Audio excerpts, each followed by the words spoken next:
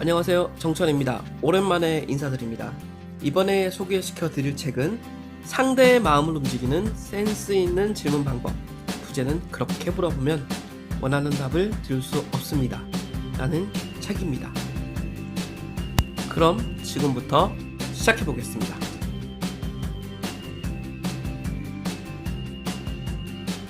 이 책이 말하고자 하는 중요한 메시지, 그것을 이해하기 위해서 제가 재미있는 설정을 한번 해봤습니다. 어떤 남자가 여자친구를 사귀고 있었는데 이 남자가 무슨 실수를 한 것 같습니다. 그래서 굉장히 어색한 관계가 돼버린 거죠. 남자는 너무 속이 상해서 며칠 동안 술만 마셨습니다. 어느 날 술을 마시고 집으로 가던 아주 늦은 시간에 용기를 내서 여자친구에게 메시지를 보냅니다. 자니? 바로 이런 메시지입니다. 남자가 기대했던 건 뭘까요? 이 메시지를 받은 여자친구가 밤 늦었지만 다시 남자친구에게 전화를 해서 둘이 아주 예쁜 대화를 하는 그런 건 상상하지 않았을까요? 그런데 현실은 다릅니다. 보시다시피 여자친구는 자거나 아니면 어떤 의도로 이 남자의 메시지를 거부하고 있습니다. 만약 다행히도 이 여자친구가 아직까지 애정이 남아있어서 답을 했습니다. 아니, 아직 자지 않고 있어 라고 답을 한다면 너무 행복하겠죠. 그런데 문제는 이 남자의 다음 질문입니다. 남자가 다음에 이렇게 물어봤습니다. 내가 뭘 그렇게 잘못했어? 그러면 여자친구는 어떨까요? 이 남자친구의 잘못된 점을 생각하게 된다는 것입니다. 만약에 이 남자가 정말 의도했던 바대로 다시 관계를 회복하고 싶어 한다면 이런 질문을 해서는 안 되는 거죠. 여자친구에게 좋은 생각을 할 수 있도록 하는 질문을 해야 되는 것입니다. 예를 들어서 이런 거죠. 우리 처음 만났을 때, 아니면 내가 처음 고백했을 때, 그때 바로 그날 그 순간 기억나? 그럼 여자친구는 그 좋았던 시절을 생각하게 될 것입니다. 그러면은 어쩌면 다시 여자친구도 다쳤던 마음을 열 수도 있을지도 모르겠습니다. 이 책이 설명하는 바가 바로 이런 것입니다. 상대방으로 하여금 긍정적인 답을 받을 수 있도록 하는 그런 질문을 하라는 것입니다. 그럼 이제 진짜로 책의 내용을 한번 보겠습니다. 이 책에서 들고 있는 사례 중에 이런 사례가 있습니다. 경쟁사 브랜드를 사용하는 고객에게 가서 우리 쪽으로 다시 우리 브랜드를 사용하게 하기 위해서 고객에게 질문을 합니다. 고객님, 왜 경쟁사 브랜드를 사용하시나요? 이렇게 묻는다는 것입니다. 이 책에 따르면 이런 질문은 굉장히 잘못되고 위험한 질문입니다. 왜냐하면 고객으로 하여금 경쟁사 브랜드를 사용한 이유, 다시 말해 경쟁사 브랜드의 장점을 떠올리게 하는 그런 역효과를 만드는 질문이라는 것입니다. 만약에 질문을 바꿔서 이렇게 하면 어떻겠습니까? 고객님, 경쟁사 브랜드를 사용하시면서 아쉬웠던 점은 없나요? 이렇게 되면 고객은 경쟁사 브랜드를 쓰면서 느꼈던 어떤 불편함 혹은 경쟁사 브랜드의 단점을 떠올리게 될지도 모릅니다.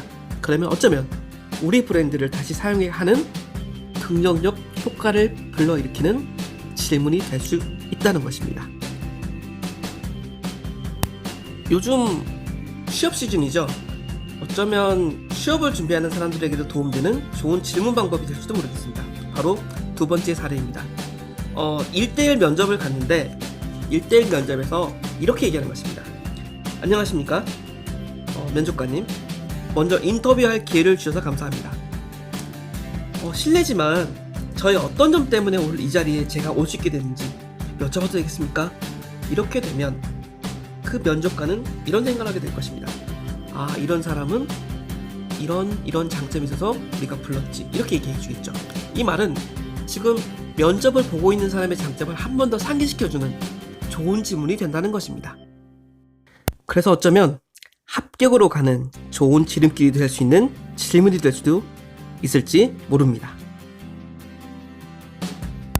이 책은 직장인들에게도 좋은 팁을 주고 있는데 그것들을 한번 살펴보도록 하겠습니다.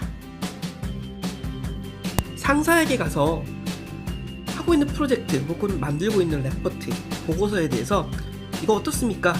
이런 의견을 묻지 말고 조언을 구하라는 것입니다. 자신이 조언한 프로젝트 또는 보고서가 잘못되거나 실패하기를 바라는 상사는 없습니다. 그래서 만약에 성공을 위한 조언을 구한다면, 그런 질문을 한다면 조언을 준 상사는 그 프로젝트나 보고서를 지지할 가능성이 높다는 것입니다. 애덤 그란트가 쓴 오리지널스라는 책을 보면 킬 더 컴퍼니 게임이라는 게 나옵니다. 뭐냐면 이런 상황이죠. 대기업 총수께서 임원들, 경영진들, 이사들을 모아놓고 이렇게 얘기합니다.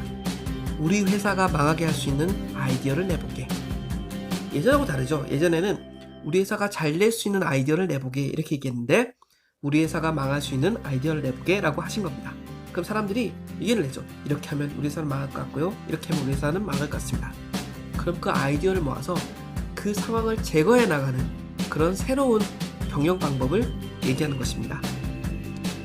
이런 상황처럼 어떤 최악의 상황, 안 될 수밖에 없는 상황, 그런 것들은 어떤 것이 있을까라고 계속 자신에게 질문을 한다면, 그리고 고민해 본다면 지금 하고 있는 일, 하고 있는 프로젝트에 더 주의를 기울이게 될 수 있다는 이야기입니다. 2000년대 중반에 등장했던 경영학의 중요한 키워드는 바로 선택과 집중이었습니다. 바로 이 선택과 집중을 위해서 한 가지를 계속 질문해 보라고 저자는 얘기합니다. 가장 중요한 한 가지는 무엇인가? 이 프로젝트든 이 일이든 이 보고서에든 가장 중요한 한 가지가 과연 무엇일까? 라고 계속 반문한다면 좋은 결과를 낼 수 있다고 저자는 얘기합니다. 만약 프레젠테이션을 하고 있는 상황이라면 서두에서 청중들을 향해서 오늘 제 프레젠테이션으로 여러분이 가져가실 한 가지가 무엇인지 생각해 보았습니다. 혹은 오늘 제 프레젠테이션으로 여러분이 꼭 알아두셨으면 하는 한 가지는 바로 이것입니다 라고 시작한다면 관심도 갖고 청중들로 하여금 중요한 한 가지를 정확하게 전달할 수도 있을 것입니다. 저자는 좋은 질문을 만드는 4가지 방법을 설명하고 있습니다. 첫 번째로 좋은 질문은 과거보다는 미래를 향해야 한다는 것입니다. 피드백을 받을 때도 이런 질문을 할 수 있습니다. 예전에 저는 어땠나요? 제가 고칠 점이 있나요? 이런 질문보다는 제가 어떻게 하면 앞으로 더 좋아질 수 있을까요?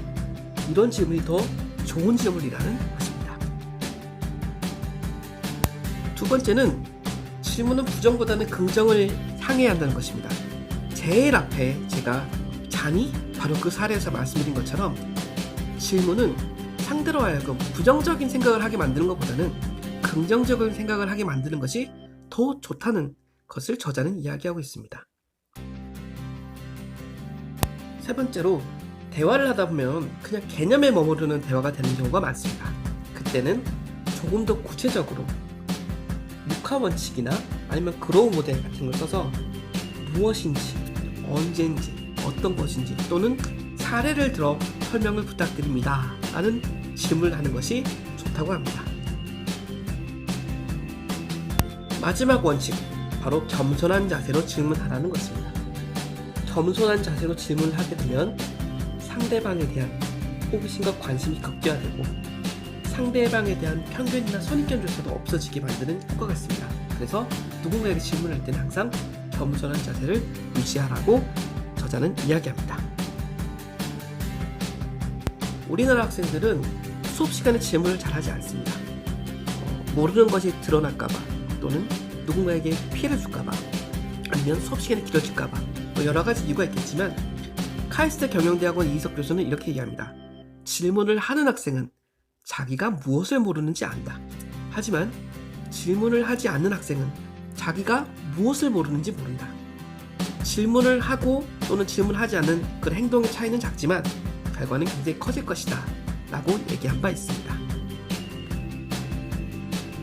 오늘의 책 소개는 여기까지입니다. 이 책을 다 읽고 나서 느낀 제 소감은 너무 멋진 책이고 너무너무 좋은 책이다 라는 것이었습니다. 이 책을 좀 사서 제가 좋아하는 사람들, 사랑하는 사람들에게 좀 나눠줘야겠습니다. 저는 그런 생각이 너무 많이 강하게 들었습니다. 마지막으로 책에 있는 좋은 문장 하나를 말씀드리고 오늘 마치도록 하겠습니다. 살면서 일하면서 좋은 질문들을 던지지 않는다면 우리는 삶에서 또는 커리어에서 너무나 좋은 정보와 통찰 그리고 기회들을 놓치게 된다. 지금까지 들어주셔서 감사합니다. 다음 시간에 또 뵙겠습니다.